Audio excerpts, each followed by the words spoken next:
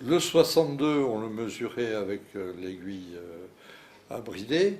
Euh, Ensuite, on a toute une période, tout un laps de température entre 62 et une température qui nous a été enseignée par le charcutier, qui lui doit d'une part préserver l'eau et l'humidité, la jutosité de son jambon, et qui doit fixer la couleur de son jambon pour que son jambon puisse se conserver ensuite après la cuisson.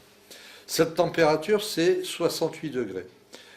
À 68 degrés, il se passe deux dénaturations de protéines importantes. La première, c'est la fixation de la couleur par la dénaturation de la globine, qui est le support du noyau coloré rouge de la myoglobine. Et d'autre part, la dénaturation de deux protéines importantes dans la contraction musculaire, qui sont l'actine et la myosine, et qui sont en charge à l'intérieur du muscle de la rétention d'eau.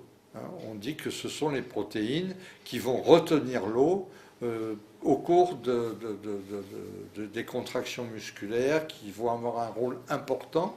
Et nous, on sait qu'en cuisson, elles vont jouer un rôle sur la jutosité de la viande, puisque en dessous de 68 degrés, on aura une viande qui restera juteuse et qui aura un bon pouvoir de rétention d'eau. Au-dessus de 68 degrés, on aura coagulé l'actine et la myosine et on perdra l'humidité du produit, on perdra carrément l'eau de constitution de la protéine et on obtiendra une fibre musculaire qui sera sèche.